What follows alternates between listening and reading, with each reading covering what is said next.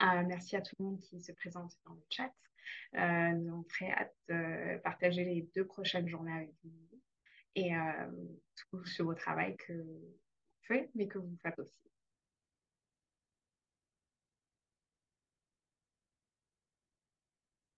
Donc, bonjour tout le monde et bon matin. Mon nom est Mégane, je suis l'assistante de programme du Centre antiracisme en coopération et je suis vraiment heureuse d'être avec vous tous et toutes aujourd'hui pour officiellement commencer la conférence. Donc, avant toute chose, c'est important de s'assurer que nous pouvons tous nous comprendre mutuellement. Donc, première chose, si vous souhaitez suivre la conférence en français, vous pouvez le faire en accédant au PowerPoint dans le chat. Et pour ce qui est des étapes à suivre pour la fonction d'interprétation de la langue, je vais d'abord survoler les étapes en anglais, puis faire de même en français dans un instant. Donc, pour des raisons techniques, l'événement va se dérouler en anglais avec une interprétation simultanée en français pour toutes les sessions. Donc, je vous invite à prendre un moment pour trouver le bouton d'interprétation au bas de votre fenêtre Zoom. Si vous ne voyez pas l'icône, vérifiez que vous avez téléchargé la dernière mise à jour de Zoom. Aussi, si vous utilisez Zoom sur un navigateur plutôt que sur l'application, ça ne va pas fonctionner. Donc, une fois que vous avez cliqué sur la langue de votre choix, je vous invite à mettre l'audio original en sourdine pour vraiment maximiser l'écoute de la conférence. Vous pouvez le faire en sélectionnant Désactiver l'audio original au bas de la fenêtre d'interprétation. Surtout, sachez que notre équipe est parfaitement bilingue, donc n'hésitez pas à poser vos questions dans la langue de votre choix.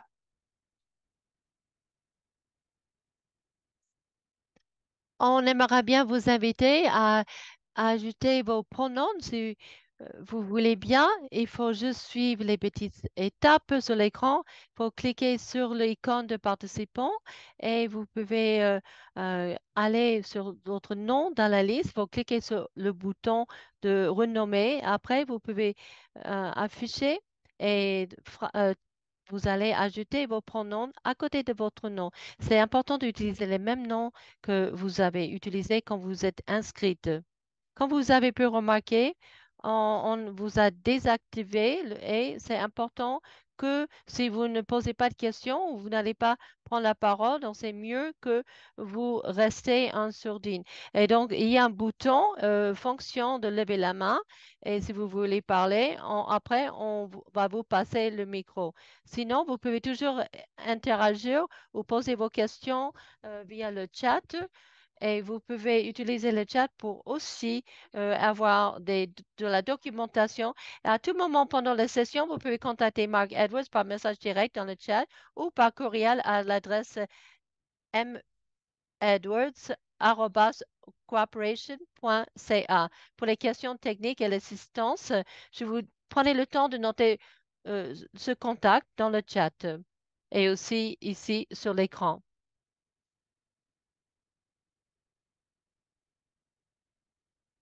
Maintenant, on va prendre un moment pour s'assurer que tout le monde peut naviguer dans cet espace virtuel. La réalité des événements virtuels est unique et nous nous engageons à vous offrir la meilleure expérience possible lors de votre navigation dans les différentes sessions. C'est plus facile de toujours utiliser le kit pour les participants. On avait envoyé un mail la semaine dernière et aussi ce matin.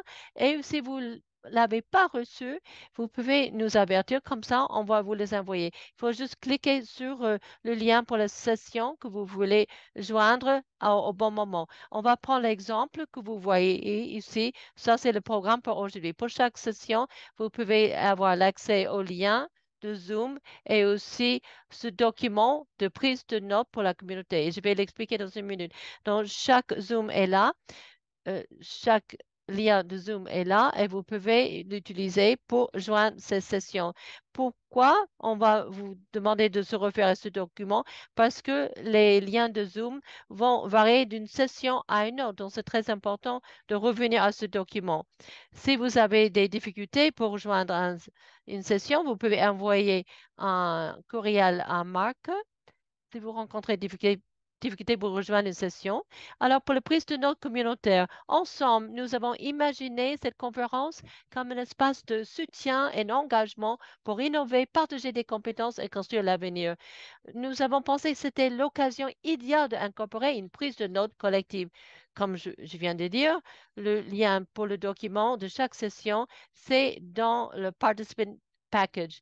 Ma collègue Mélanie a aussi partagé le lien pour le fichier dans le chat. Une fois que vous êtes dans ce fichier, vous allez trouver une pour la prise de notes en anglais et une autre pour la prise de notes en français. Ouvrez le dossier de votre langue préférée. Ensuite, assurez-vous de sélectionner la session à laquelle vous participez pour prendre des notes dans le bon document. Bien entendu, vous pouvez toujours avoir l'accès de le document pour chaque session directement de votre kit. Et au début de chaque session, on va s'assurer qu'on partage le document dans le chat pour nous assurer que vous pouvez y accéder et que tout le monde est dans le bon document. N'hésitez pas à participer dans la manière que vous convient le mieux. La valeur de ce document réside dans la diversité et l'unicité de chacune de vos contributions. Notre objectif est d'avoir un document vivant qui capture l'essence de repenser les priorités à travers votre expérience et vos perspectives. Alors, avant de passer la parole, nous aimerions prendre un moment pour remercier, comme il se doit, l'équipe qui est dans l'ombre. Premièrement, pour notre collègue à Corporation Canada, pour Lucien, Marc, pour le tech, Mélanie, pour le soutien administratif, Gabriel, pour toute la communication et Organ Shannon pour la prise de notes. Et bien entendu, comme peut-être vous avez déjà vu, toutes ces équipes, on se renommé avec staff. Comme ça, vous pouvez nous trouver facilement. Bien entendu, et on veut remercier aux interprètes Wendy et Aude, sans que nous ne pourrions pas vous offrir une expérience maximale. Bonjour à toutes, je suis Leila. Je suis l'expert de justice raciale. Je suis tellement contente d'avoir cette opportunité d'échanger avec vous et de vous voir ici. On voulait commencer euh, la conférence pour honorer le territoire. Donc, dans le chat, vous allez avoir un lien pour ce Native euh, land.ca pour voir dans quel territoire vous êtes, qu'est-ce que vous occupez. C'est important de savoir le nom de ces communautés qui s'occupaient de ces territoires d'une manière traditionnelle et eux, vraiment, ils font tout pour avoir l'accès à leur terre. Et si vous trouvez dans la terre que vous occupez, n'hésitez pas à faire une reconnaissance de ces territoires. Comme ça, on saura de où vous venez. Et aussi, ça serait un moment de reconnaître et de honorer ces peuples autochtones. Et c'est important de savoir qui vous honorez. Moi, je vous joins de la ville de Anishinaabeg, la terre où il y avait beaucoup de moments et aussi important pour les peuples autochtones, tellement des peuples autochtones, cette terre s'est occupée et les gardiens, c'était dans les Caracas. Et, et moi, j'ai eu la chance de travailler là, de vivre là. Et pour moi, j'aime penser, quand on va honorer la terre, on va honorer la communauté dans la terre où j'habite. Et c'est vraiment une sorte de conversation continue qui évolue, une conversation de complicité, mais d'une manière favorable, de coopération.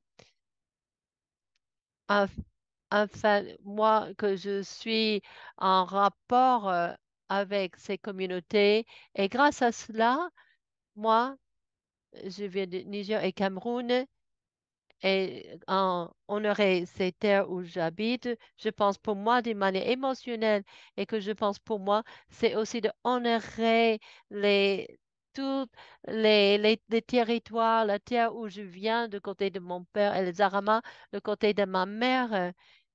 Et j'utilise ces moments pour honorer les manières que nos communautés auraient pu se rencontrer avant la colonisation.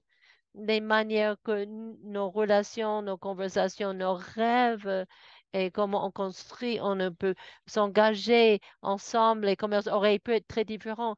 Et aussi la lutte pour la liberté collective, pour, ce sont les choses pour nos communautés qui auraient pu être ensemble. Vraiment grâce à ça, j'ai un processus actif pour honorer la terre. Et dans l'esprit de avoir une participation active est vraiment de parler de tous les, des prises de notes importantes avant. Je voulais vraiment prendre un moment d'une manière interne de communiquer avec ces communautés qui nous ont permis d'être sur ces terres. Et quand je dis permet, je voudrais reconnaître les manières qu'on est sur ces terres. Il y a la violence, il y a l'histoire violente.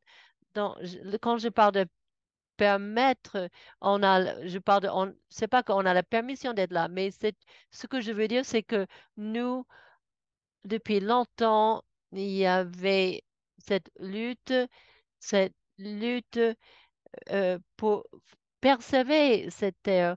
J'aime bien parler de l'été. Tout le monde a eu quelque chose à parler de la manière que l'été n'était pas exactement comme on voulait. C'était pas un été comme on nous attend. C'est important de reconnaître. J'avais une conversation il y a peu de temps avec mes amis, les peuples autochtones, des communautés diverses.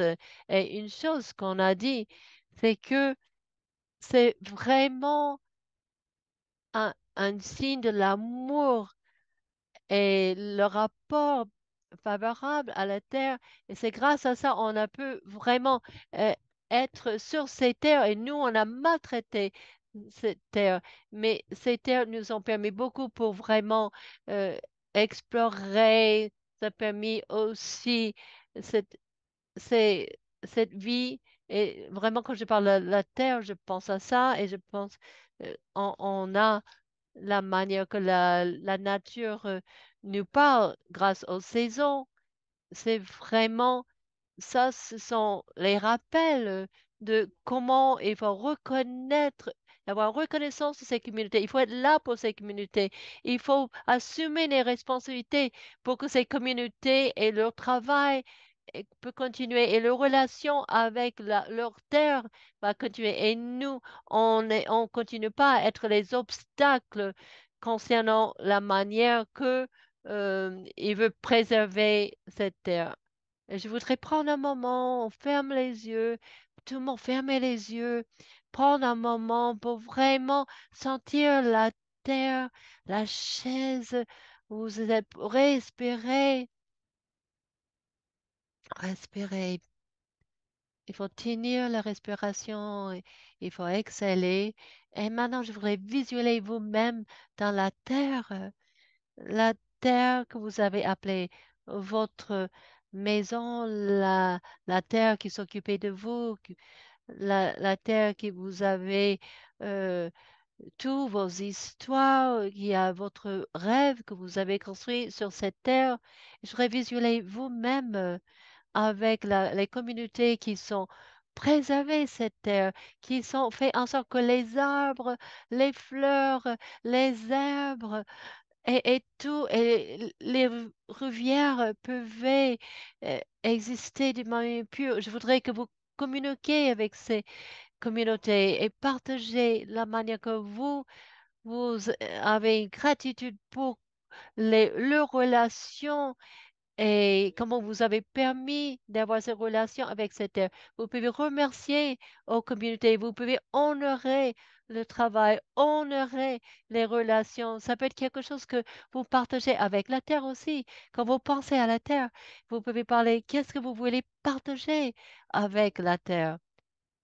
Et maintenant, on va vous donner 3 minutes.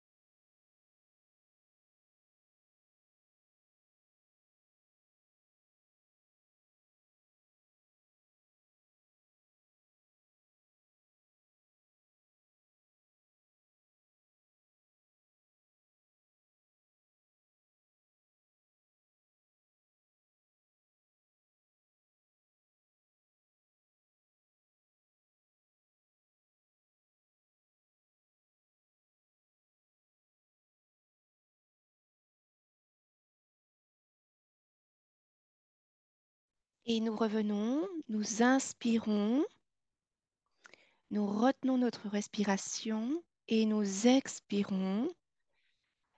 Et souvenez-vous que honorer sa terre, c'est quelque chose qu'on intègre dans notre présentation, à notre travail. C'est vraiment quelque chose qui est un parcours actif, et donc un processus que l'on soutient, que l'on maintient, ainsi que des mesures sur la responsabilité dans chaque décision que nous prenons. Donc, quand vous avez ces moments-là, pensez à ces territoires sur lesquels les communautés ont vécu, pensez à toutes ces terres. C'est très important et de vous souvenir que nous devons tant à ces terres, à ces territoires. Nous leur devons tout. Et donc, juste pour que vous vous souveniez toujours que c'est un parcours actif, c'est pas juste des mots. Et les mots, ça ne veut rien dire s'ils ne sont pas accompagnés d'action. Merci beaucoup. Et maintenant, on va revenir à notre ordre du jour. Merci beaucoup, Leïla, pour ce superbe moment qui nous a permis de faire une petite pause et de réfléchir à notre relation avec la Terre. C'est toujours une très bonne façon de commencer la journée et j'aime la façon dont vous présentez cela. Maintenant, voilà ce que nous allons faire avec le temps restant dont nous disposons. Premièrement, nous allons un petit peu établir le terrain, établir le contexte, ensuite parler de ce que nous faisons, notre travail, et ensuite on aura une activité en lien avec l'imagination, et ensuite la clôture de cette session d'ouverture, de cette conférence d'ouverture. Donc on va revenir en arrière quelques années et on va se recentrer sur les origines de nos programmes et donc sur la raison pour laquelle nous nous réunissons pour les 2 prochains jours. La vague de prise de conscience qui s'est abattue sur notre secteur lors des mouvements MeToo et HateToo a été cruciale pour la reconnaissance des expériences des survivants de violences sexuelles et de notre manque d'action face à l'exploitation et aux abus sexuels. Après la mort de George Floyd à l'été 2020 et la conversation mondiale autour de la reconnaissance de la violence systématique anti-noire, notre secteur a été confronté à une autre prise de conscience. Quelle est notre place dans ce moment de réflexion sur le rôle que jouent les institutions dans l'exacerbation des systèmes de pouvoir et de violence à l'échelle mondiale qui aboutissent au racisme anti-noir? Ces discussions mondiales, globales, ont contribué à la création du programme DIGNA et à la création du Centre de l'antiracisme en coopération, le Centre ARC, au sein de Coopération Canada. Il est important de reconnaître que ces deux processus ne sont pas isolés. Notre secteur continue d'être confronté à son histoire et à ses effets dans et autour de notre travail. Pour briser le cycle qui continue de nous mener à ces moments de prise de conscience, nous devons tous repenser nos priorités. En raison de la nature sensible de notre travail, nous vous encourageons à participer dans la mesure où vous vous sentez à l'aise et à faire une pause dans les sessions ou à prendre du recul par rapport à votre écran à tout moment si nécessaire. Nous vous informons également qu'un soutien psychosocial gratuit est disponible pendant toute la conférence. Il y a des spécialistes des violences sexuelles qui ont une expérience des approches interculturelles et des approches fondées sur les traumatismes. Donc prenez un peu de temps pour vraiment aussi prendre le contact qui est sur l'écran et qui est également dans le chat. Notre équipe est également identifiée par le préfixe staff. Donc, cela nous permet d'être facilement identifiés si vous avez besoin de nous contacter directement pendant cette conférence. Si vous ressentez le besoin de nous interpeller, si quelque chose se passe pendant la session qui doit être abordée, vous pouvez nous envoyer un message direct via la boîte de discussion à tout moment. N'hésitez pas, c'est vraiment très important pour nous.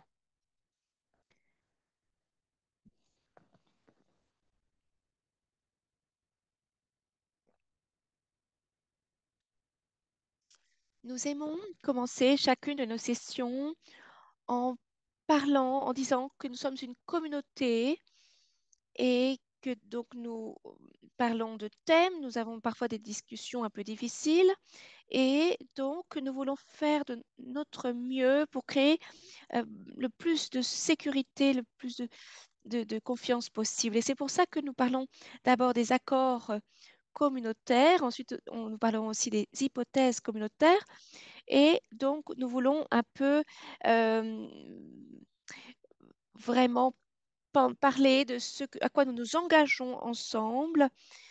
Il y a différentes histoires, différents traumatismes, différentes identités. Il y a tellement de choses qui nous définissent et qui définissent nos espaces. Et donc, nous voulons vraiment avoir autant d'outils que possible pour clarifier vraiment pourquoi nous organisons ces événements.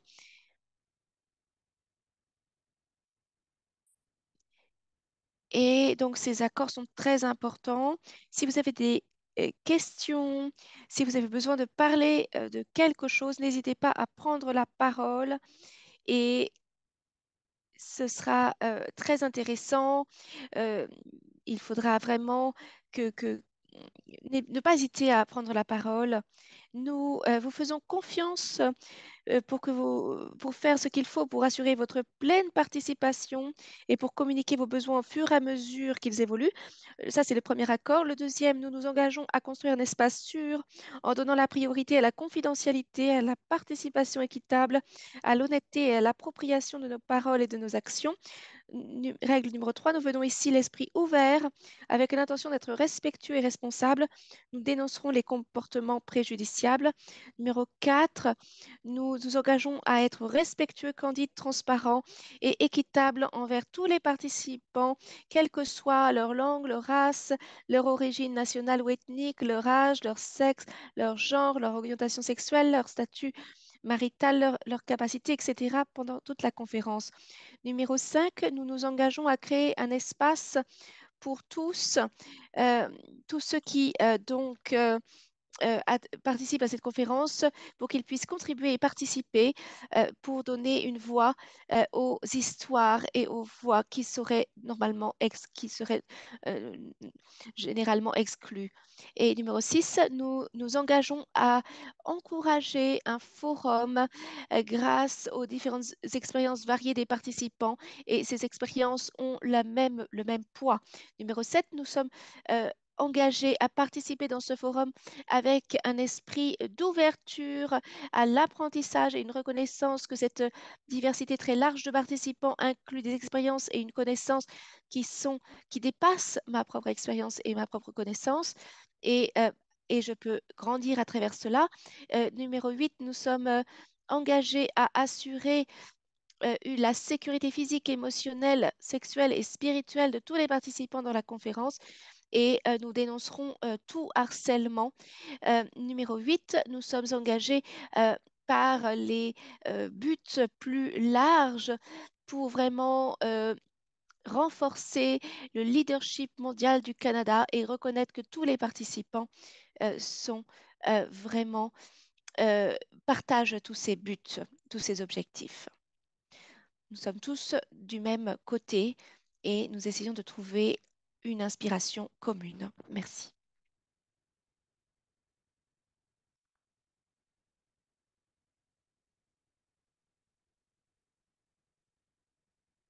C'est bon? Donc, en ce qui concerne les hypothèses communautaires, donc, à partir du moment où on se réveille le matin, ou même quand on est toujours en train de dormir, on fait des millions d'hypothèses chaque jour dans la façon dont nous engageons par des conversations un peu difficiles.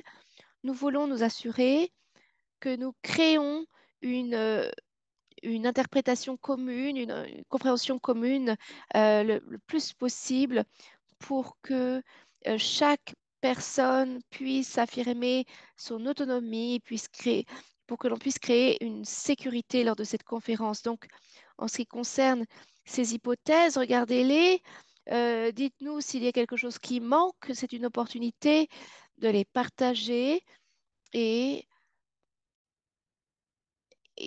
pour voir si vous êtes tous à l'aise avec ces hypothèses, puisque Euh, Parfois, nous avons différentes conversations, nous avons des besoins différents, mais ici, voilà les hypothèses de départ. Et juste on veut créer un maximum de sécurité. Donc, le premier, tous les systèmes d'oppression existent et sont tous interreliés. Numéro 2, les systèmes opposés d'oppression qui construisent des alternatives et un changement culturel sont tous nécessaires. Le démantèlement des systèmes d'oppression bénéficie à tous. Numéro 4, confronter l'injustice sociale peut être difficile ou peut générer de la joie. Numéro 5, la libération est possible. Numéro 6, nous sommes tous ici parce que nous le souhaitons, nous avons voulu être là. Numéro 7, nous vivons à des intersections, nous bénéficions et nous sommes, nous vivons, nous expérimentons, nous bénéficions et nous sommes aussi heurtés par une oppression systématique de façon très différente. Ensuite, un individu, une communauté est l'expert sur sa propre expérience et les solutions aux problèmes que cette personne auxquels cette personne doit faire face. Tout le monde mérite l'autonomie du choix et le corps ne ment pas. Merci.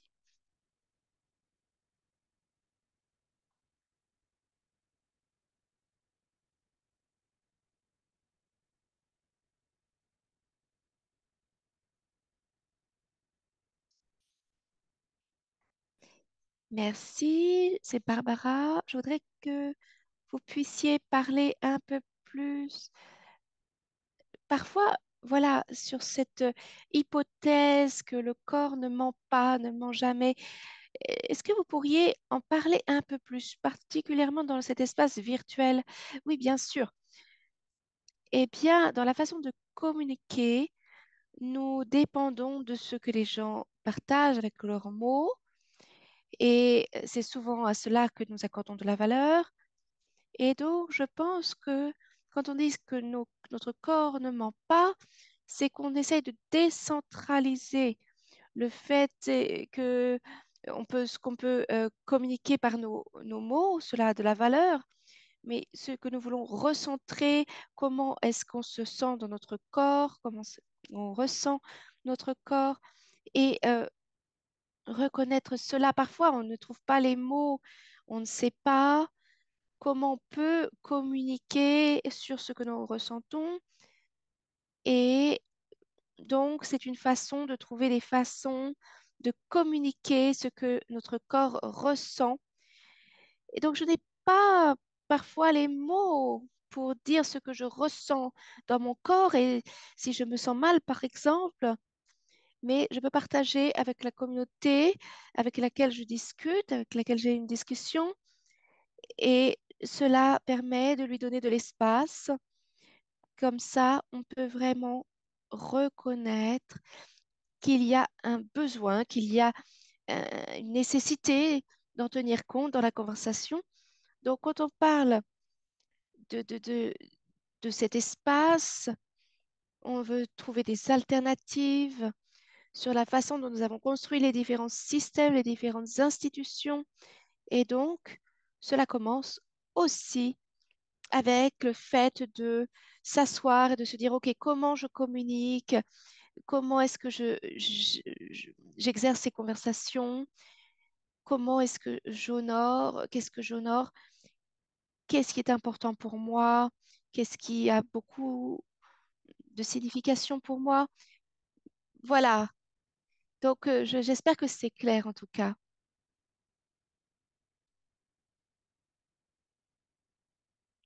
Et je vais profiter de cette opportunité pour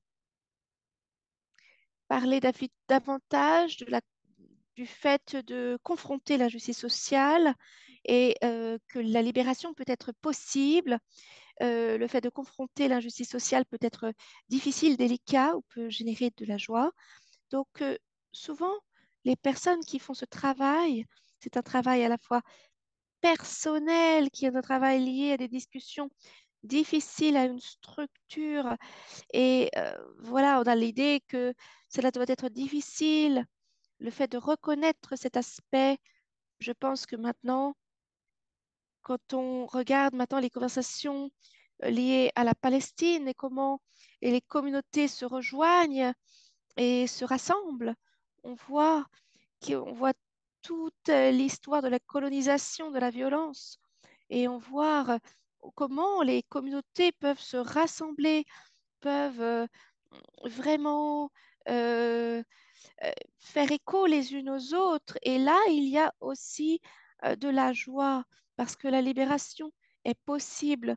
Libération, ça dépend des individus et des communautés. Et par ce cycle de la douleur et de la joie, dans tous ces espaces, c'est comme cela qu'on rend possible la libération. Donc, cette conversation que nous allons avoir au cours des 2 prochains jours n'est pas toujours facile, n'est pas toujours directe. Et c'est important de reconnaître comment est-ce qu'on participe à ces différents espaces, puisque les communautés pendant des siècles ont lutté pour trouver des façons de se libérer et donc trouver des façons de naviguer dans tous des concepts à travers les difficultés, à travers ces rêves, à travers ce sens de la connexion des communautés. C'est très important et c'est très important sur la façon dont on va construire tout cela ensemble. Et ensuite, une dernière hypothèse avant de passer au thème suivant. Oui, nous avons Zéna. Zéna a levé la main. Allez-y. Oui, bonjour. Merci. Je vous appelle de Winnipeg. Il est encore plus tard chez moi. Je vous ai rejoint un peu plus tard. Ce que vous avez dit, parce que nous avons beaucoup pleuré. On a été marginalisés. Je vous donne mon histoire, si je me souviens, à Winnipeg, je suis née là et, et il y a eu des problèmes avec la police, les enfants dès l'âge de 5 ans. Donc, il y a beaucoup de conversations sur qu'est-ce qu'on va pouvoir gagner parce qu'on s'est beaucoup plaint, on a beaucoup pleuré. Moi, j'ai pas besoin de soutien psychologique parce que là, vous me parlez. Donc, qu'est-ce qu'on va gagner ou quelle va être la différence? Parce que cela fait déjà, cela fait déjà beaucoup de temps, cela fait déjà longtemps même particulièrement pour la communauté africaine. Et nous essayons de porter cette voix. Et vous pensez que je suis une femme politique, mais pas du tout. Moi, je me plains, je pleure. Manitoba, il y a eu beaucoup de personnes qui sont décédées. Et mon activité s'est effondrée. Je ne sais plus qui je suis. Je suis là, je me suis beaucoup plainte. Je suis là, assise lors d'une conférence. Et, et en fait, mon compte en banque, je ne peux pas payer. Et même ma bourse. Et forcément, je crie dans le bureau et je dis, mais je vais demander. Je vais venir demander. Donc, eh bien, où sommes-nous? Où sommes-nous? Aux États-Unis, au Canada? Où sommes-nous? Tout s'effondre. Merci d'avoir partagé. Merci pour votre question. Je pense que cette conférence est tout de suite basée sur le fait que nous voulons donner des outils, des ressources et un partage de connaissances ainsi que des pratiques par rapport à cette protection contre l'exploitation, les abus et le harcèlement sexuel, mais c'est aussi important de reconnaître qu'on ne se limite pas à un seul secteur. Il y a un travail qui est à l'intersection de différents systèmes. Ça dépend de comment on s'engage avec les communautés. Et je suis tout à fait d'accord sur ce que vous avez dit. Ça fait longtemps Ça fait très longtemps, il n'y a pas beaucoup de changements. Et c'est quelque chose qui effectivement ressort de cette conférence.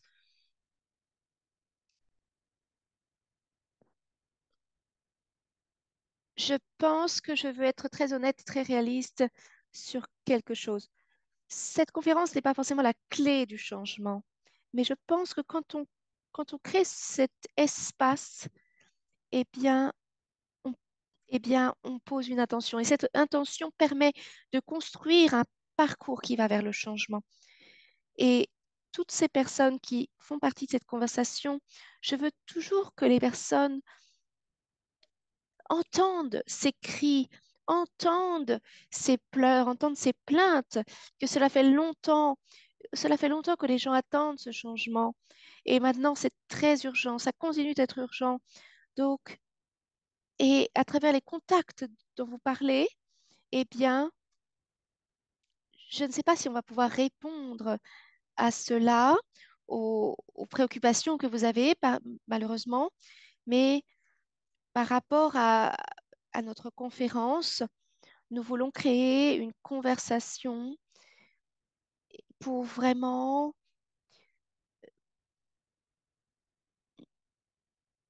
nous voulons davantage aborder tous ces besoins. Nous ne voulons pas que, que vous continuiez à ressentir, à expérimenter toutes ces expériences. Moi, j'ai été organisatrice pendant longtemps et Et c'est parfois tout à fait difficile. C'est une expérience très douloureuse de répéter tout cela.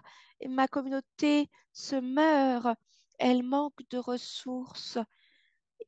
Il y a des espaces, il y a des ressources pour travailler différemment, pour faire un bon travail, pour vraiment comprendre cela. Mais les personnes qui ont les capacités de faire ces changements ne montrent pas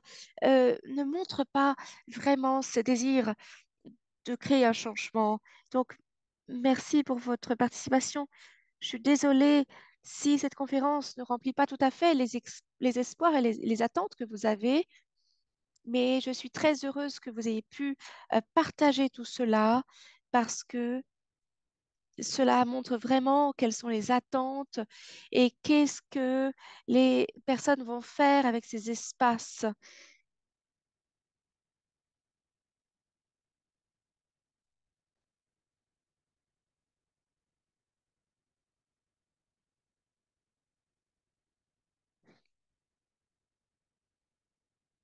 Et maintenant que nous avons parlé des fondements de cet événement, c'est important que nous nous présentions.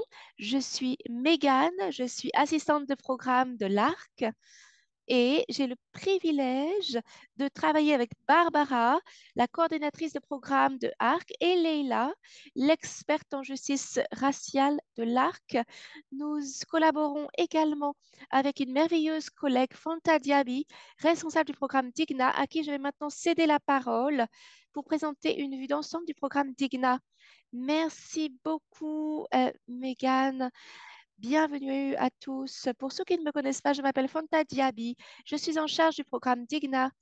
Le programme Digna vise à contribuer au changement de culture organisationnelle au sein de la communauté canadienne de la coopération internationale en offrant des formations, des ressources en ligne et des services de consultation pour l'adoption de meilleures pratiques sensibles au genre dans le but ultime de prévenir l'exploitation et les abus sexuels dans les opérations et les partenariats.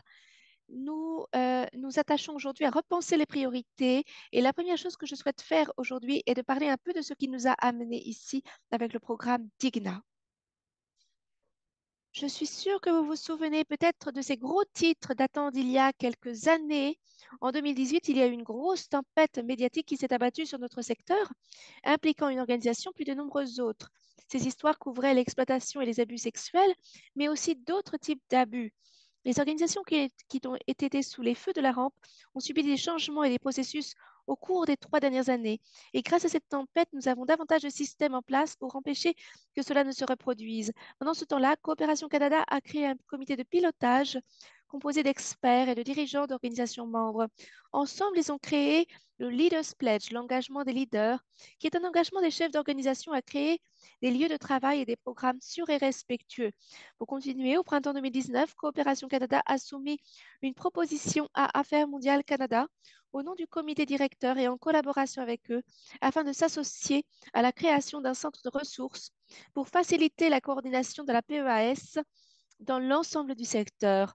La PEAS, c'est-à-dire la protection contre l'exploitation, les abus et le harcèlement sexuel. Je sais qu'on utilise beaucoup d'acronymes dans ce secteur pour ceux qui sont nouveaux. Et ensuite, avec le soutien d'Affaires mondiales Canada à l'automne 2019, Coopération Canada a commencé à développer le programme DIGNA. Et donc, cela fait 4 ans que ce programme a été créé et nous avons donc tout un corpus de ressources de soutien, un service de psychologie également. Nous pouvons aussi collaborer sur des études de cas et nous continuons par des activités de formation. Et depuis sa mise en œuvre, le programme DIGNA a fourni des formations, comme la formation que nous aurons en novembre, le 9 novembre. Nous avons aussi un site Internet avec des bibliothèques, avec des ressources nationales et internationales. Nous avons une base de données d'organisations professionnelles dont le but est de prévenir, de protéger contre l'exploitation des abus et le harcèlement sexuel. Et nous voulons vraiment mettre en exergue le rôle des leaders dans la mise en œuvre de la PES. Et donc, il faut vraiment reconnaître que cela est un gros problème. S'il n'y a pas de soutien de la part de ces leaders, eh bien, cela n'est pas possible de conduire ces actions. Donc, j'ai parlé donc de l'engagement des leaders par rapport à l'inconduite sexuelle.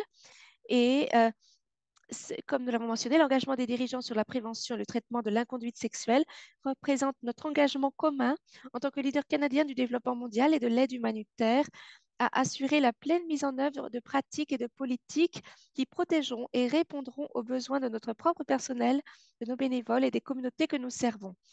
Il existe déjà des normes et des cadres juridiques et cet engagement est notre promesse de prendre des mesures supplémentaires pour améliorer les politiques et les pratiques en matière d'inconduite sexuelle, y compris les abus sexuels, l'exploitation sexuelle et le harcèlement sexuel, notamment au sein de nos organisations et dans le cadre de nos interactions avec les partenaires, les communautés et les personnes avec lesquelles nous travaillons. Il y a maintenant aussi l'outil d'évaluation organisationnelle, c'est-à-dire l'auto-évaluation personnalisable et sans obligation de DIGNA, qui est un outil très utile qui aide les dirigeants d'organisation à mieux comprendre les forces et les faiblesses de la mise en œuvre de la prévention de l'exploitation et des abus sexuels, PEAS, au sein de leur organisation. Il s'agit de la première étape d'un parcours qui permettra à votre organisation de mettre en œuvre les mesures de la PEAS, les meilleures et les plus appropriées. Donc, je vous ai donné déjà beaucoup d'informations sur ce que nous faisons sur le programme DIGNA. Donc, la question maintenant, c'est quelle est la prochaine étape? Le projet DIGNA a fait vraiment beaucoup d'efforts dans le domaine de la PEAS et nous avons aussi développé des partenariats. Le projet DIGNA s'approche maintenant de la fin de son financement actuel et nous nous demandons quelle sera la prochaine étape. Quelle est la prochaine étape, non seulement pour le programme, mais quelle sera la prochaine étape pour nos efforts collectifs en tant que secteur pour vraiment permettre de prévenir ces abus sexuels, comment maintenir nos progrès dans le domaine de la PEAS et comment les développer. Et je voudrais aussi parler de l'exploitation, la prévention de l'exploitation des abus sexuels. C'est vraiment pour ça que nous sommes ici aujourd'hui. Et cela, c'est la raison pour laquelle nous sommes ici. C'est pourquoi ce travail est toujours aussi important. Et ce travail est très important. Ce sont des problèmes qui ne font pas l'objet d'un cycle de projets, mais qui ont un impact à long terme. Et cela peut être fait seulement de façon collaborative. Donc là, nous allons aller vers les prochaines sessions, les prochains jours. Je vous encourage à analyser comment cela a un lien avec d'autres secteurs et pour voir vraiment une approche basée sur les droits de notre travail. Et je suis très heureuse de donner la parole à ma collègue. Merci beaucoup. Euh, et voilà, vous m'avez entendu.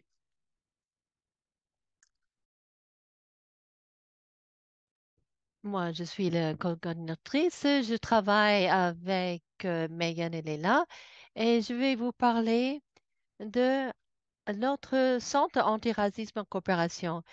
C'est comme Degna, LAC, vraiment un projet euh, très général et on va parler pourquoi c'était créé. Donc, vous voyez, dans l'été 2020, il, il il y avait dans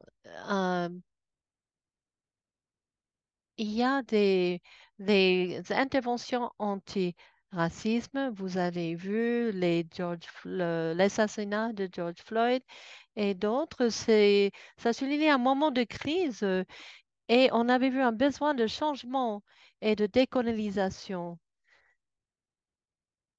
Voilà, vous voyez l'histoire ici et on avait des besoins qui devaient vraiment être dans ce moment en temps et être élaborés.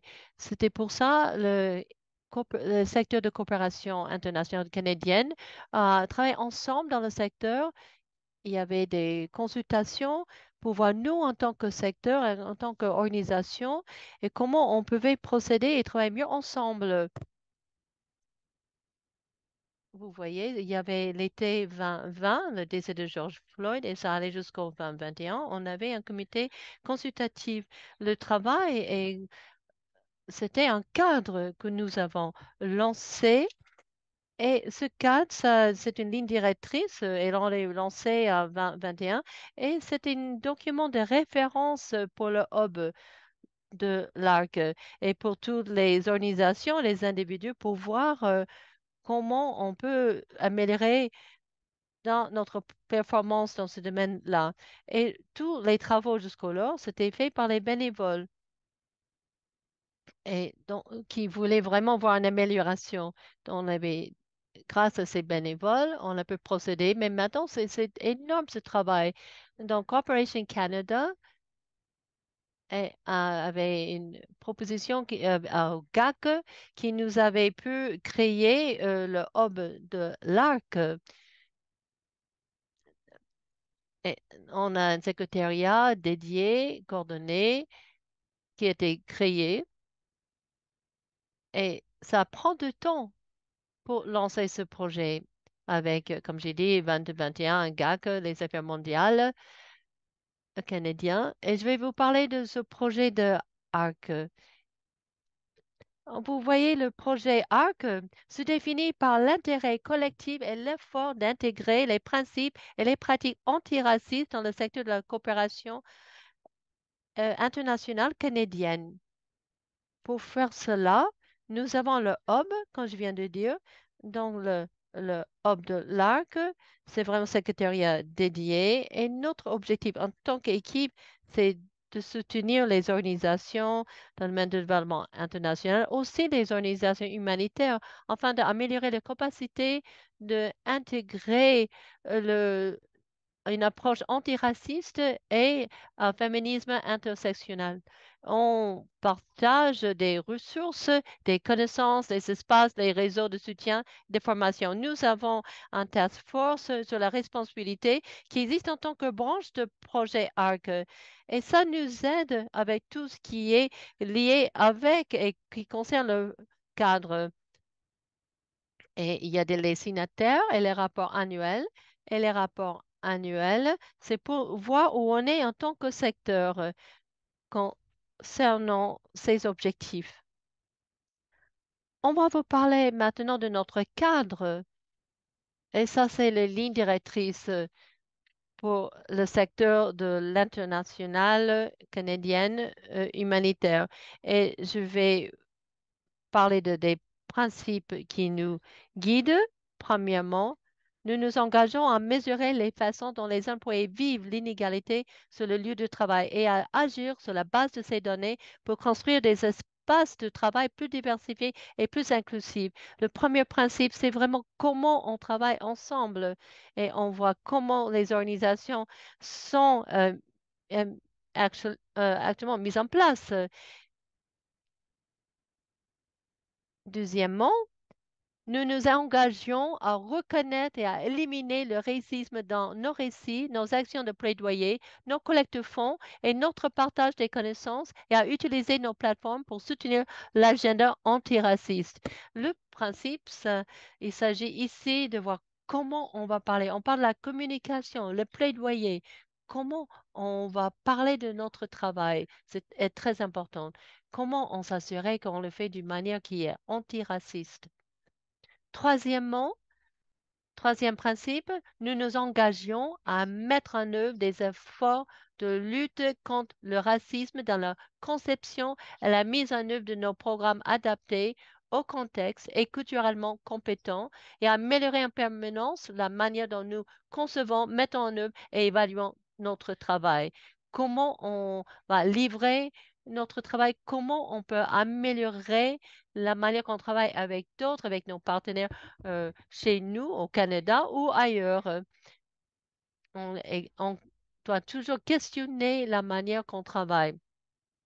Vous pouvez lire le cadre complet et là, vous allez avoir plus vraiment un sentiment de, et en plus de détails, qu'est-ce que ça veut dire, quels sont ces principes en plus de détails. Et Mélanie a déjà partagé le rapport annuel de 2021-2022 et le cadre de Hub de Arc. Vous pouvez voir où on est, vous pouvez voir le progrès, mais aussi quelles sont encore les barrières. On va entrer dans plus de détails concernant ce thème. On va évaluer nos progrès. On va s'assurer que il y a ces redevabilités qui est très importante, que c'est pas négligé. Alors, Leila va partager plus. Vous avez entendu vraiment beaucoup sur l'histoire de Arc. Et probablement, maintenant, vous vous rappelez toutes les manières quand on a démarré. Je sais, dans ma vie, il y a eu des moments dans l'histoire qui ont déclenché les changements. Et je pense que quelque chose qui est vraiment intéressant pour moi d'explorer, c'est la manière que c'est tellement facile de vraiment être dépendant de ces moments pour déclencher les changements. Par exemple, c'était la mort de George Floyd, c'était le moment que nous, à Digna et à Accra, nous, à Accra, on a vraiment poussé les secteurs en action. Mais moi, j'ai toujours appris. Et, et pourquoi je voulais travailler dans ce domaine, c'est il y avait l'intersection de mon travail militant et l'intersection avec l'éducation. C'était les analyses historiques de manière que les communautés euh, avaient fait les appels qui étaient processus par les cycles. Il faut reconnaître ces cycles. Et ça, c'est une manière qui nous, on est dépendant de cela pour voir comment on peut les rompre quand on parle d'histoire et quand on parle de notre travail et quand on va reconnaître ces moments qu'ils ont créé de bon travail et de bonnes intersections. Mais c'est important de reconnaître, et on est toujours dans un cycle. Il faut continuer à contribuer. Il y avait beaucoup de problèmes qui étaient créés par ces cycles. Alors, comment on reconnaît ces cycles et comment on va construire l'avenir? Comment notre planification future va influencer les communautés qui sont liées et en rapport avec notre travail?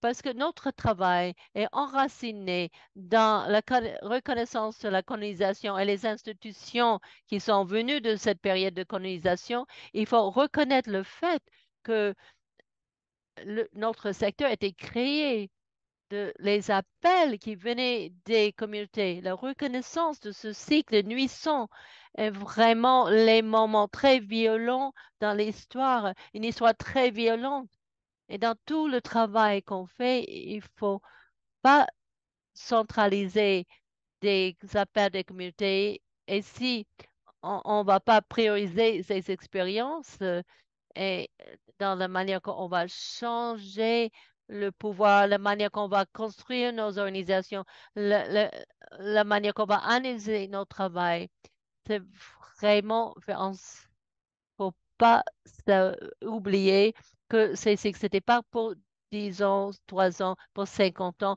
mais c'était ces appels qui venaient les communautés. C'était quelque chose qui vient des siècles.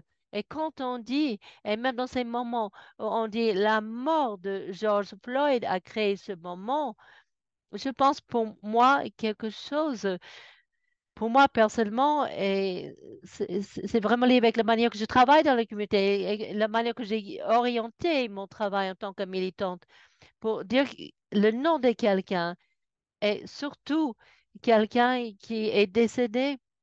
Ça a beaucoup de poids. Et quand on n'est pas honnête et intentionnel de la manière qu'on va utiliser ces moments, et si on et il faut vraiment regarder de près la manière qu'on va construire ces structures de redevabilité. Sinon, on va créer des processus qui sont nocifs.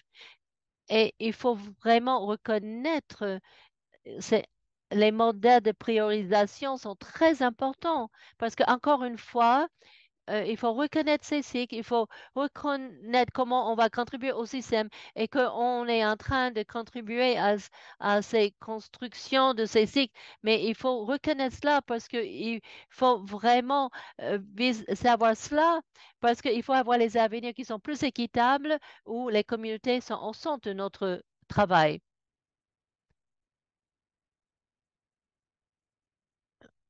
Je sais qu'on avait parlé de ça hier et je me dis, est-ce que ça va être permis que je dise ça? Mais je vais le dire parce que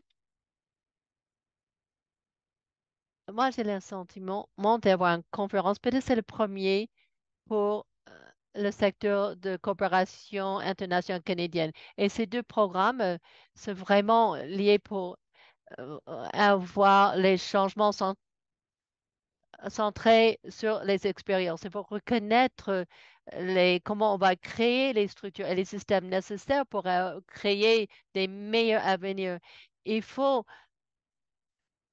euh, toujours parler des notions et toujours intégrer un système avec les principes intersectionnels.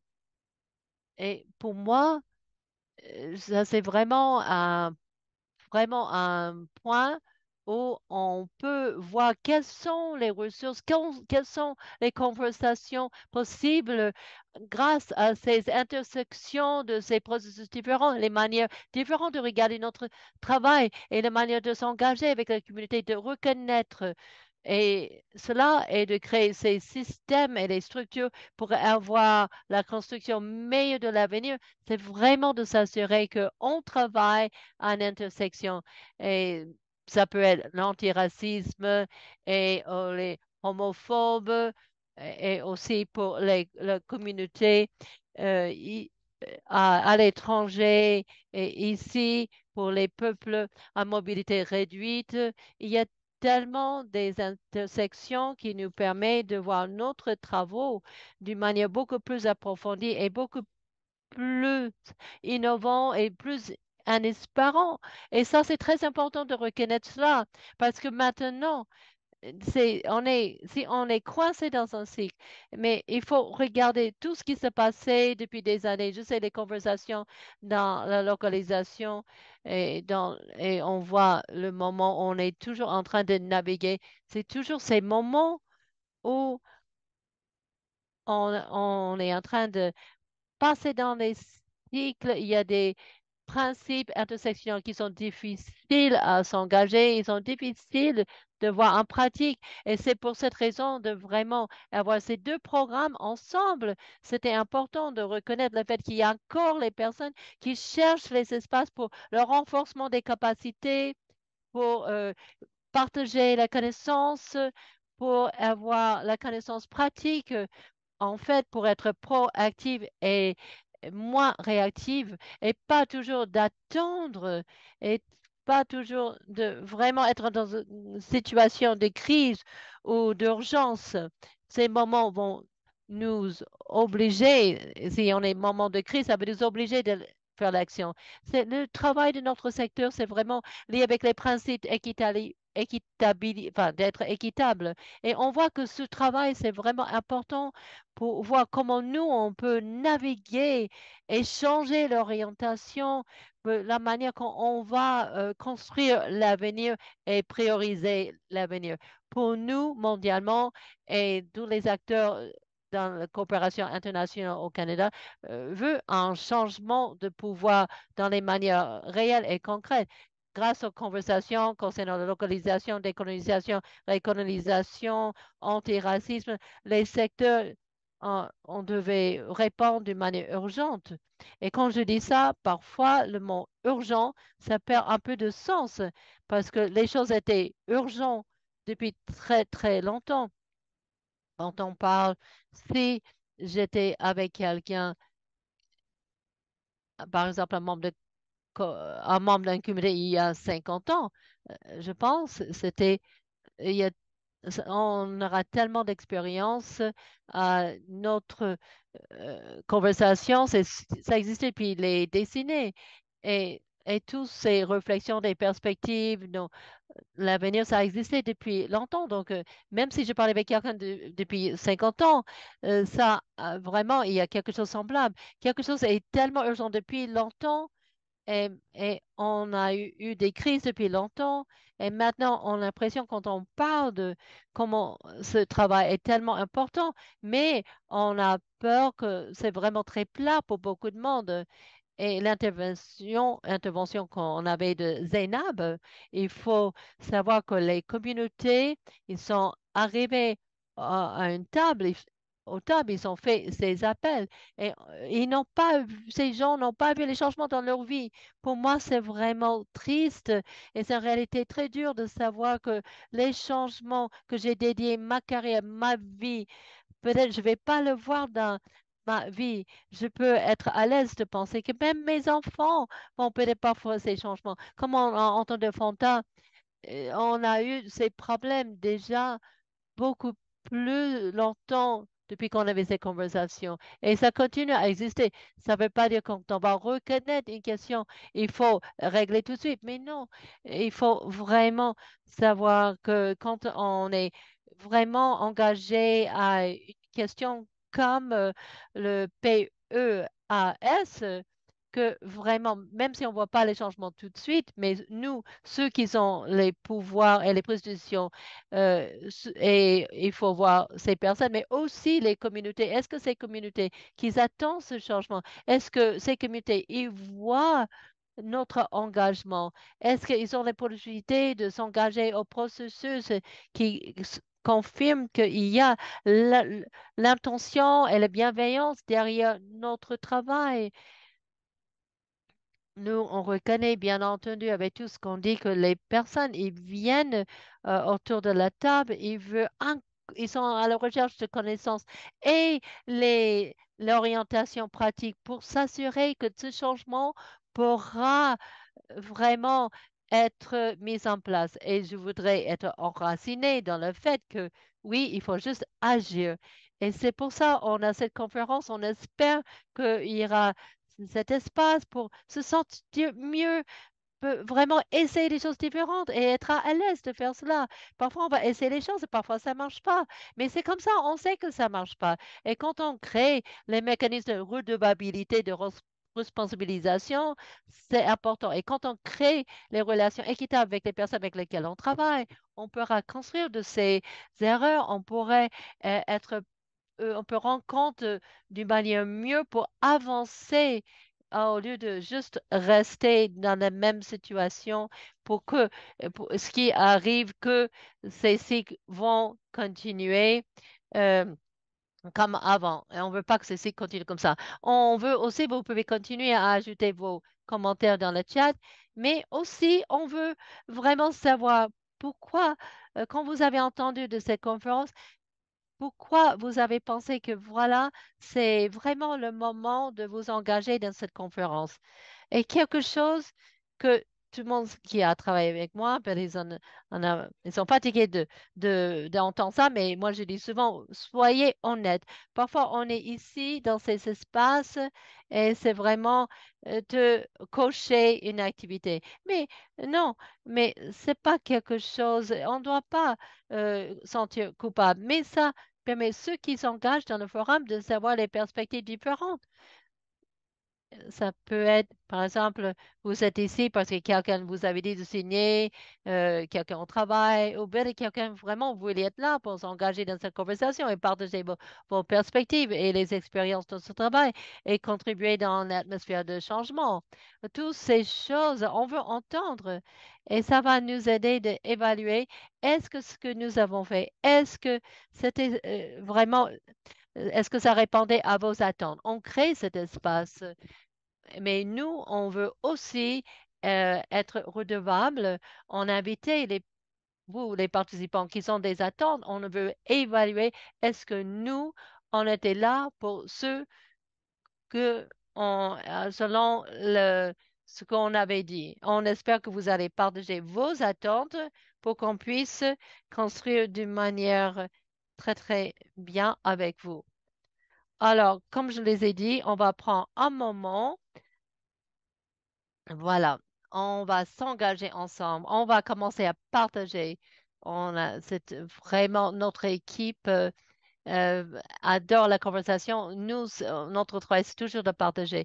Je pense qu'on n'a jamais eu une réunion qui durait que 30 minutes parce qu'on prend le temps pour analyser, pour explorer, pour rêver. Et donc, au centre, on va apporter la priorité.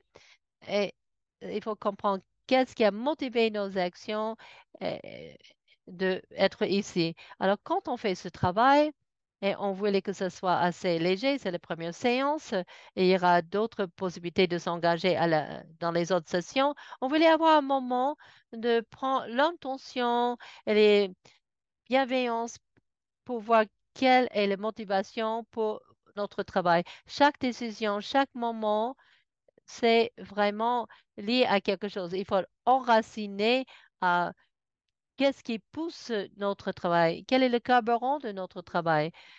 Et il faut vraiment faire quelque chose se conforme à un parcours, qui se conforme à nos objectifs pour vraiment introduire et préparer pour cet engagement.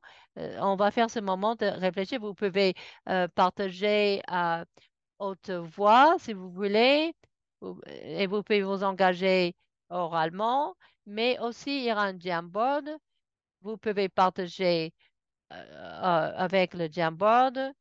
On, et on pourra avoir une conversation qui va continuer, qui va évoluer. Nous voulons également laisser un moment pour en fait, c'est quelque chose que vous pouvez faire pour vous-même.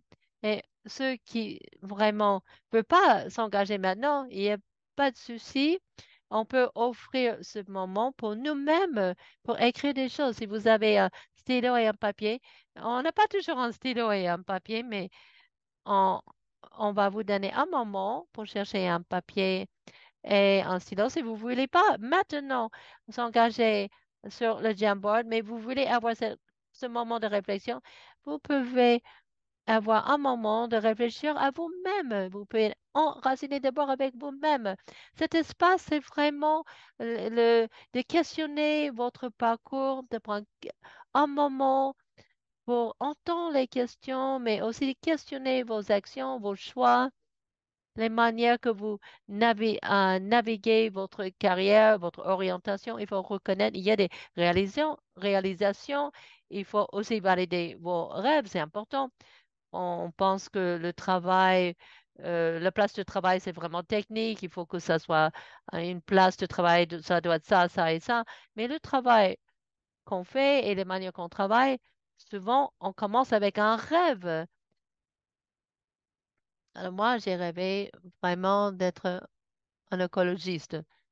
Bon, ça n'avait rien à rien à voir avec la coopération internationale. Je suis entrée dans ce secteur. C'était tellement enraciné dans le fait que moi, je crois que la libération est possible. Je crois qu'on a tellement à offrir à l'un et l'autre quand on travaille comme une communauté mondiale et quand on vient autour de la table avec nos rêves personnalisés et quand on permet tout ça d'être les ressources et d'être très, très avec vraiment une base solide. Ça, c'est très important. On peut voir les possibilités vraiment qui sont différentes dans les structures actuelles. C'est tellement important. Et en fait, on n'a pas vu beaucoup d'avantages avec les structures de passé, mais on passe beaucoup de temps vraiment dans le travail, dans la place de travail. On a stress, on a des moments très compliqués. Mais même parfois, on peut avoir une lame ou deux à la place de travail. C'est pour ça qu'on voulait vraiment voir comment on réfléchit pour avoir un espace très positif. On peut réfléchir comment on pense à notre travail et d'autres choses qui sont à l'extérieur de notre conférence pour vraiment, parce que notre objectif de cette conférence, c'est pas juste d'avoir un autre espace où vous écoutez et vous êtes ennuyé et vous attendez quelqu'un parmi nous, nos intervenants, de vraiment se taire. Non, on veut avoir cet espace où vous prenez les choses qui vous donnent de la joie, mais même d'autres que vous entendez. Ah! Et tout, vous prenez pour vraiment pour construire les outils, pour vraiment préparer un meilleur avenir et la communauté pour laquelle vous travaillez. Donc, on va utiliser pleine conscience.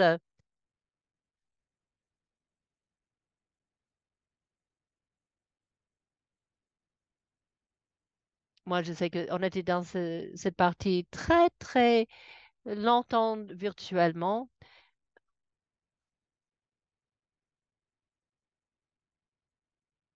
Donc, en fait, Leila a expliqué qu'elle voulait travailler dans le domaine en tant qu'oncologue, mais elle est tombée dans ce travail de humanitaire et ça lui correspondait très, très bien.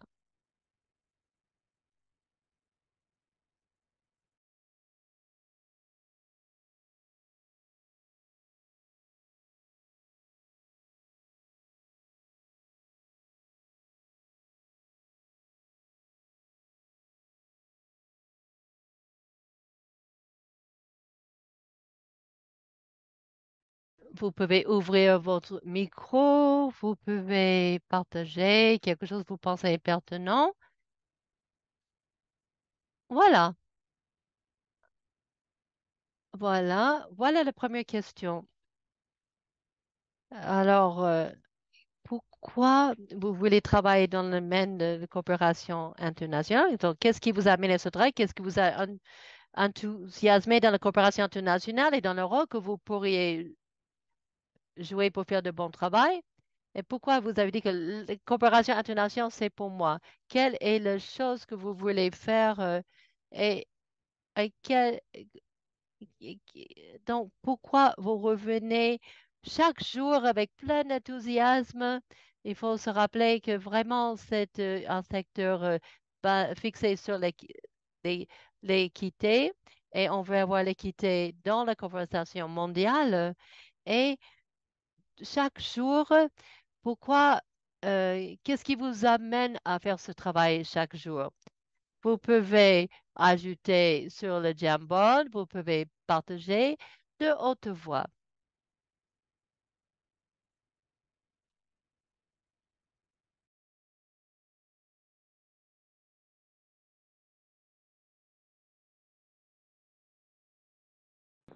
Je suis très enthousiaste par votre question. Oui, on est là dans la salle principale si vous voulez partager. Et vous pouvez écrire la réponse par écrit sur le Jamboard ou vous pouvez partager oralement. Parfait. Donc, je vais donner à d'autres aussi la chance de s'exprimer. Donc, je vais m'exprimer oralement. Je suis vraiment passionnée par le Canada. je me souviens toujours de là où je viens, où mes ancêtres ont vécu. Et en Sierra Leone, en fait, j'ai j'ai voyagé jusqu'en Sierra Leone. Et il y a cette organisation canadienne là-bas. Et je ne sais pas comment j'ai fait ça. J'ai créé cela avec aucune aide. J'ai pas dit, OK, je vais épargner de l'argent, je vais économiser de l'argent pour cela en particulier. Lorsque j'ai connu l'histoire de mes ancêtres, eh bien, j'ai dit, eh bien, je vois qu'il y a une amitié avec le Canada et la ministre qui est décédée maintenant a dit, eh bien, nous avons créé cette organisation depuis 2014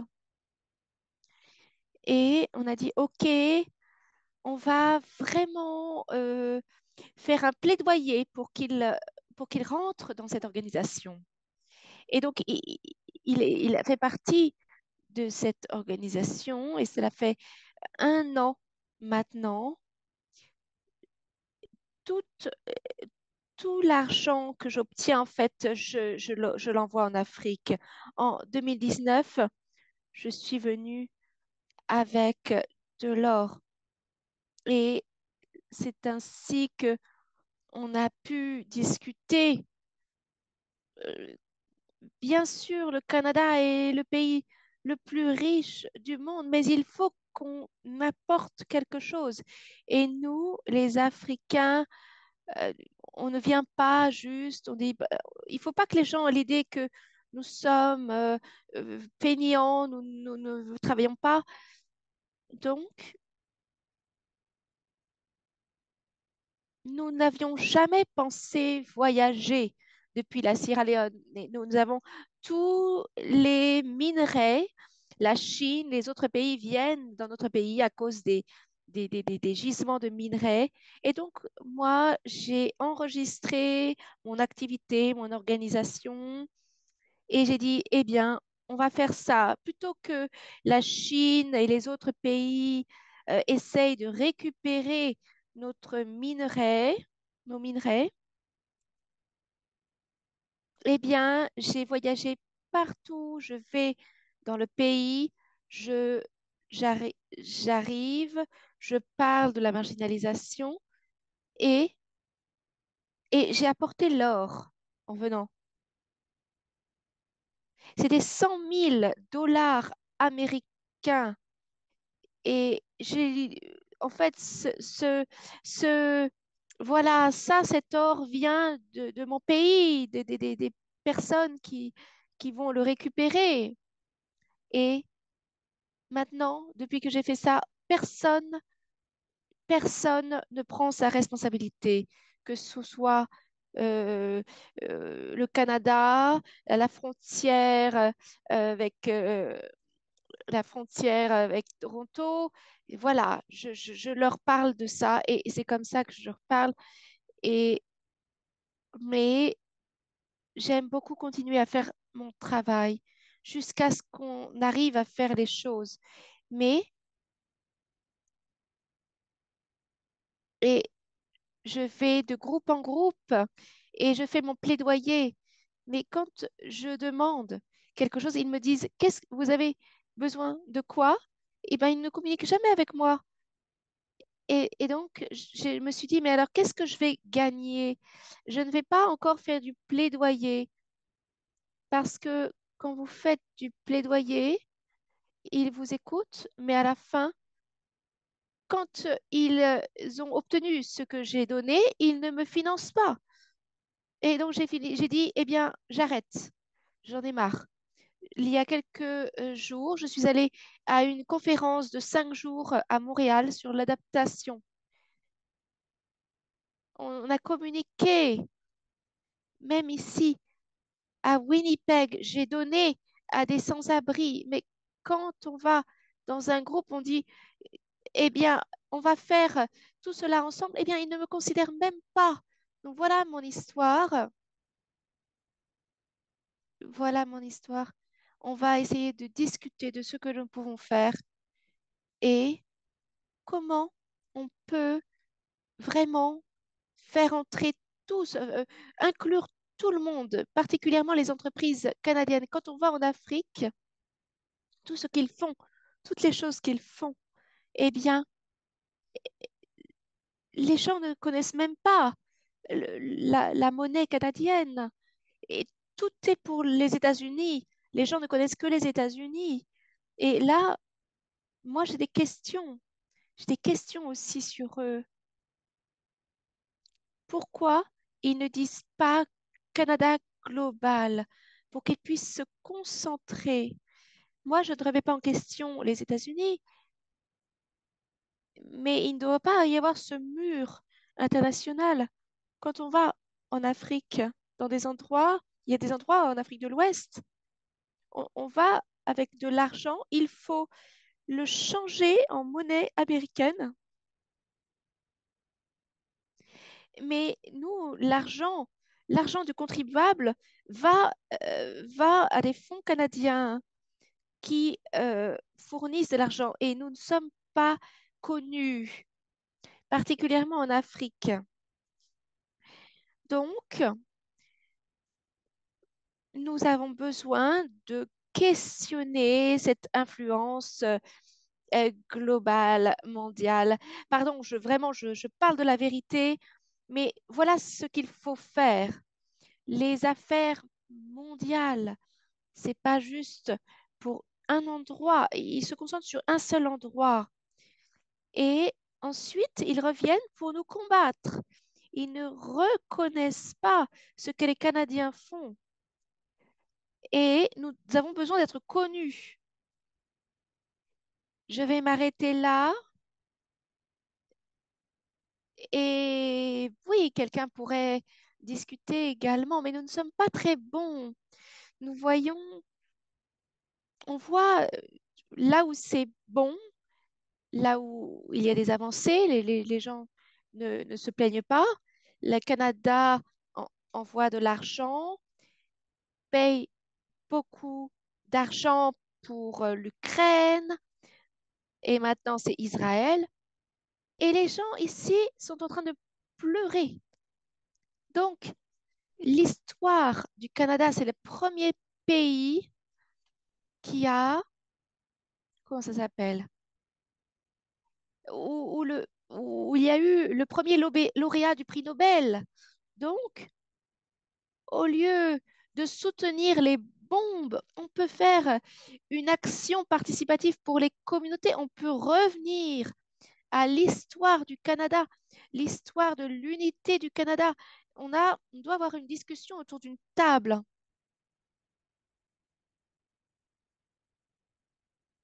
Pardon, Zainab, je sais, Barbara. Ici, pardon, je dois vérifier le temps et je ne peux pas vous laisser continuer à parler parce que nous voulons donc nous assurer que nous donnons la parole à tous lors de ces discussions. Donc, merci beaucoup pour vos réflexions, pour votre intervention pendant la session. Et nous allons parcourir tous ces thèmes lors des 2 prochains jours.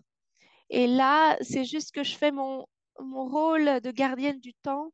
Et malheureusement, je dois définir un peu le temps de parole de chacun.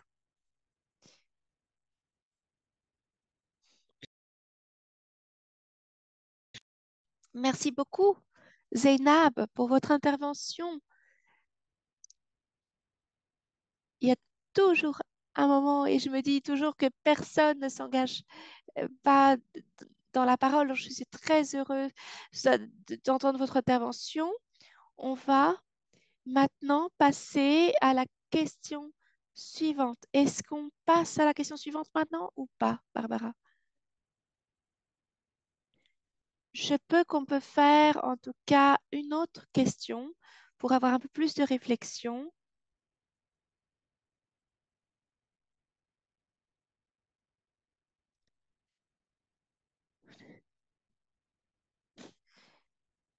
Ok, on va passer à la dernière question. Donc, sur les questions qui venaient avant, donc c'était comment votre positionnalité influence-t-elle la façon de vous rêver du travail que vous faites et l'espace, ou alors quelles ont été vos plus grandes réalisations tout au long de votre parcours? Et ensuite, la dernière question, quand on commence à penser donc par exemple, il y a beaucoup de personnes qui viennent dans le secteur de la coopération internationale et je me souviens dans la première session, l'Université d'Ottawa, première session que j'ai eue lorsque j'ai étudié la coopération internationale, eh bien, notre professeur à l'époque avait commencé et elle avait dit, elle a dit, pour tous ceux qui veulent changer le monde, qui viennent ici pour changer le monde, eh bien, vous n'allez pas y arriver. Euh, donc, en fait, ça a détruit vraiment mes rêves. Donc, quels,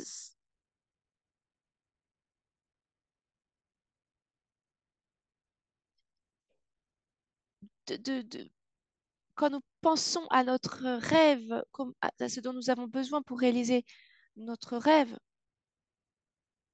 où est notre position là-dessus? Il faut que nous célébrions nos accomplissements lorsque nous avons réussi à atteindre certains rêves, certains marqueurs. Donc, moi, je voulais avoir un avenir meilleur. Si tous ces accomplissements sont des accomplissements pour ces communautés, si ces accomplissements, en fait, travaillent contre l'objectif global, donc j'ai eu un moment où j'ai dû, en fait, rétablir mes priorités parce qu'il fallait que je m'assure que mon objectif était au centre de mon travail. Et parfois, dans nos carrières, nous suivons un certain parcours, nous regardons, nous sommes, travaillons pour différentes structures, différentes organisations, et, mais il faut aussi être ancré en nous-mêmes et vraiment pour faire un bon travail, pour vraiment se centrer sur l'objectif, que toutes les décisions que nous prenons soient ancrées dans cet engagement, dans cet objectif-là. Donc, quand on a tout cela, lorsque vous pensez à là où vous êtes, là où vous voulez aller, quand vous pensez à vos priorités, comment créer des infrastructures dans votre travail pour créer différentes possibilités, de qui, de quoi avez-vous besoin pour réaliser votre rêve? Et moi, j'ai travaillé avec une équipe fantastique, Barbara et toute l'équipe. Et je sais que pour moi, en ce moment, mon rêve peut être réalisé grâce aux personnes avec qui je travaille et je veux m'assurer que ces attentes soient vraiment en lien. Donc, je pense que c'est très important de reconnaître que même si on ne parle pas des personnes, est-ce que c'est le flux de financement? Bien sûr, c'est important, les personnes avec qui nous travaillons et les personnes qui sont impactées par le travail que nous faisons, mais essayez de voir, est-ce que c'est une structure de financement différente? Est-ce que ce sont des ressources et des outils différents? Je sais qu'un grand nombre d'entre nous sommes venus travailler pour des organisations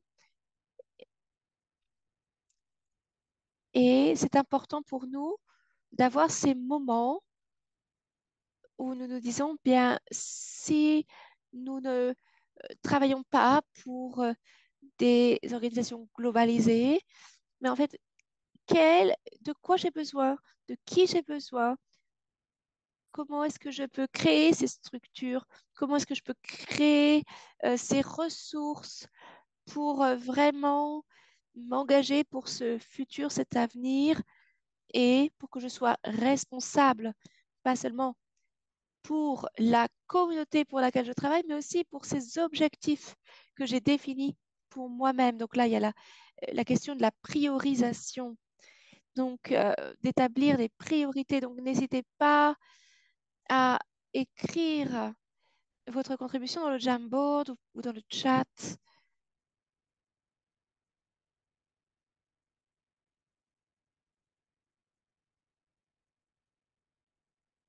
Bonjour, vous m'entendez? Oui, je m'appelle Pashimi Sabani. Oui, vous pouvez parler en anglais.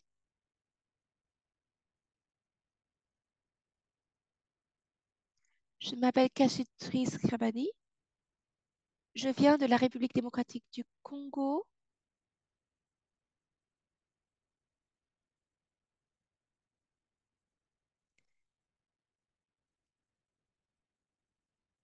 Je parlais des problèmes de soutien, des problèmes aussi d'abus sexuels, beaucoup de problèmes liés à cela.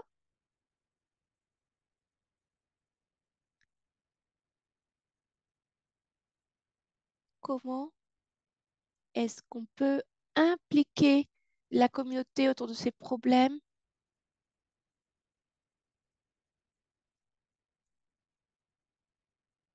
Comment est-ce qu'on peut utiliser ces outils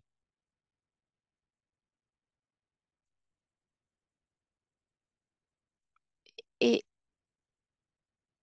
les prendre en compte pour créer un financement pour que les organisations sur le terrain puissent travailler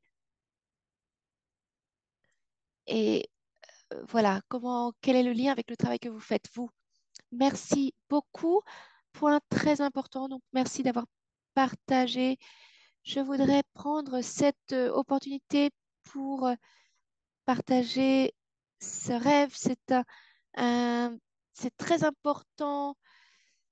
Donc, c'est très important. Je voudrais parler des contributions sur le Jamboard. Donc, le qui, définitivement, les membres de nos communautés que nous voulons servir et dans lesquels nous travaillons. Un impact à long terme ne peut être atteint sans ces communautés, des collègues qui nous soutiennent, qui sont engagés et pour que notre rêve collectif puisse se produire pour transformer ensemble sur un point personnel. Voilà.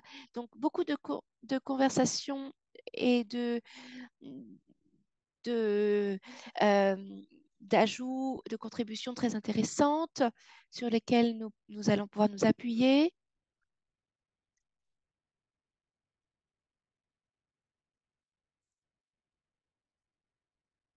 Merci beaucoup à tous les participants.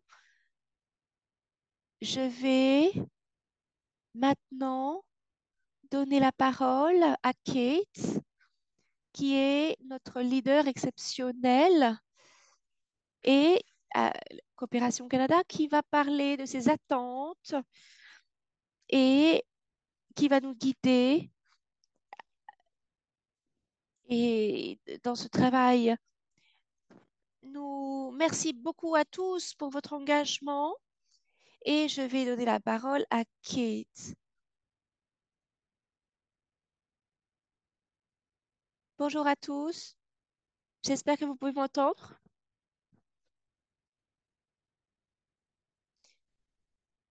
Donc, si vous ne pouvez pas m'entendre, dites-le moi. Merci beaucoup à vous tous de votre présence dans cet espace, d'avoir partagé cet espace, d'être venu ici, d'avoir apporté votre énergie, votre curiosité. Et je sais que ce sera des journées très intéressantes, très importantes. Merci d'avoir partagé. Merci beaucoup à l'équipe de ARC, à l'équipe de Digna, à l'équipe de soutien de Coopération Canada qui a vraiment concocté un programme extraordinaire.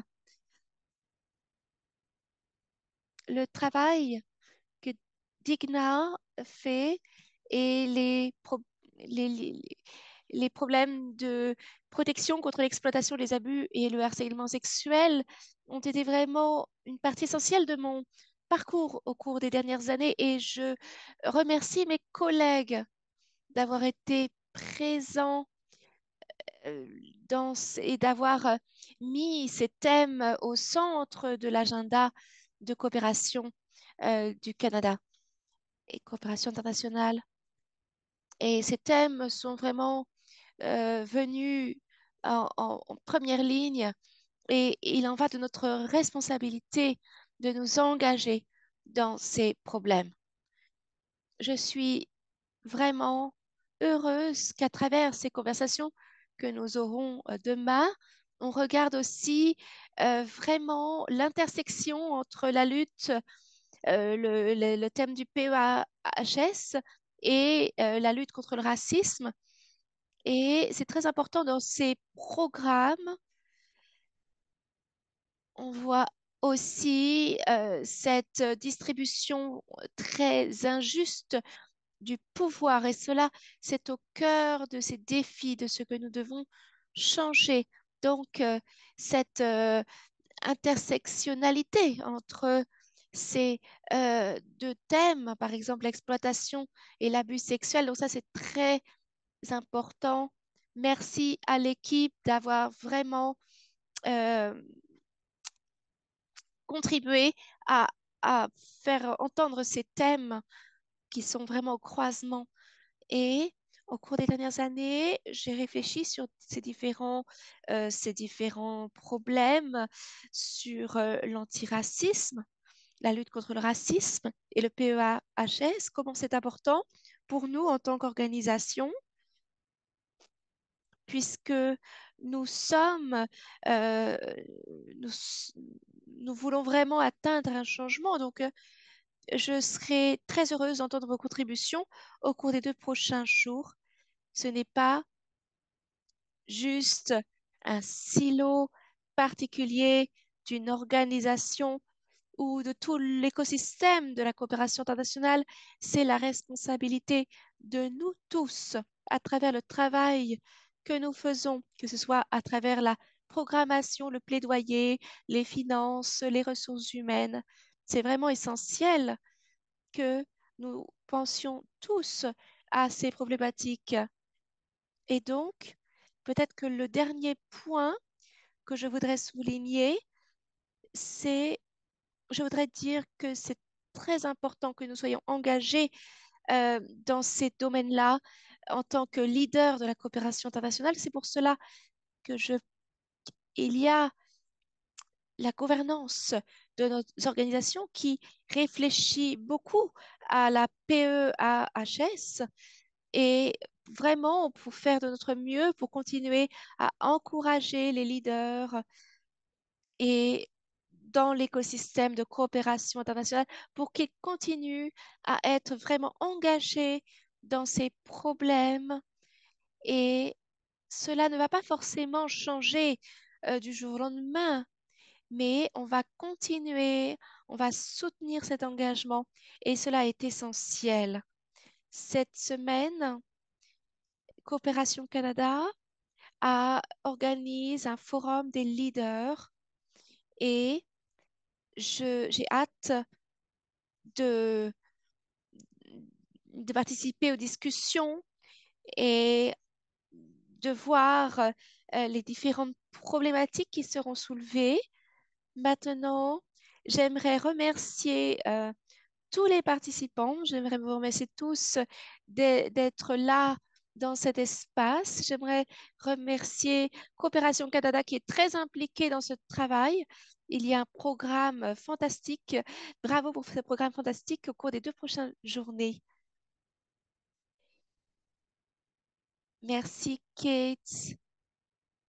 Oui, donc nous sommes à la fin de notre session. On va donc faire quelques rappels rapides avant de passer au déjeuner. Vous avez cet email dans votre boîte de réception. Donc, ça, c'est là où vous trouverez toutes les informations pour aujourd'hui. Et vous avez aussi des liens.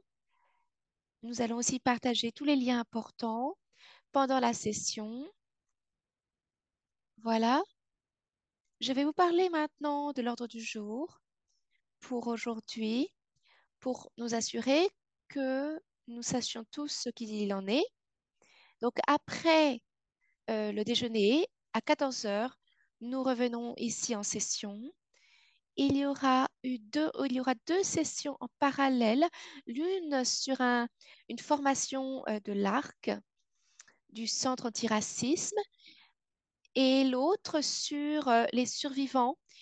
Et donc, une discussion sur l'approche centrée sur les victimes, les survivants, dans la PEHS. Ensuite, il y aura une petite pause et ensuite, de 16h15 à 17h15, nous aurons une session ouverte et, et ce sont des sessions qui ne sont pas obligatoires par rapport à la conférence. Et voilà, donc il y aura cette session en parallèle, donc avec un rassemblement communautaire pour les femmes BIPOC, et ce sera un espace fermé pour retrouver comment est-ce qu'on peut vraiment soutenir ces personnes et leur fournir un soutien. Et bien sûr, il faut une session de soutien pour les femmes et les personnes issues de la diversité des genres et qui viennent de communautés noires, autochtones ou des personnes de couleur. Il y aura aussi euh, un espace ouvert sur les points focaux de Digna. Donc là, un espace beaucoup plus ouvert. On va parler de la politique de PEHS dans le secteur. Et ensuite, il y a un nouvel espace qui s'est rajouté. Et là, vous voyez cela. On va parler de l'intersectionnalité, ce que l'ARC a fait et aussi l'approche de Digna dans la coopération internationale. Donc, si vous êtes plus intéressé par cette question d'intersectionnalité, donc on va se rassembler au cours des prochains jours. Et donc, demain, on va commencer à 11 heures et on va commencer avec une session sur Digna. Donc, combler les lacunes avec la mise en œuvre de la PEHS sur le terrain. Ensuite, il y aura une pause déjeuner et après la pause, il y aura une session qui va nous donner un aperçu sur le progrès dans la lutte anti-racisme dans le cadre de la coopération internationale. On va vous donner un peu un sens de nos résultats. Donc, avant le déjeuner.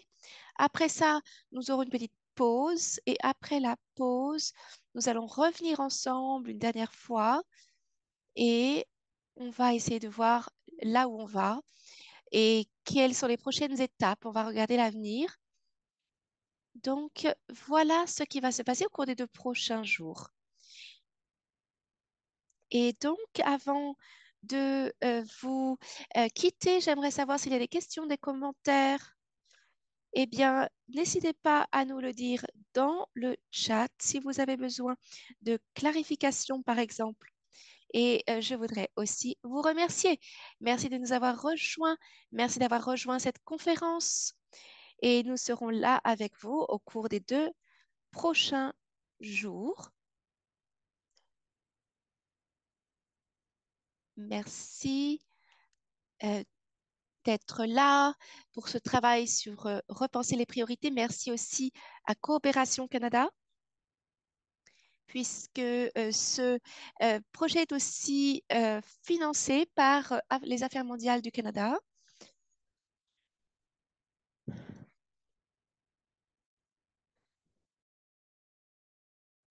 Et bonne pause déjeuner. Essayez de quitter un peu vos écrans et nous nous revoyons tout à l'heure à 14 heures. Merci beaucoup.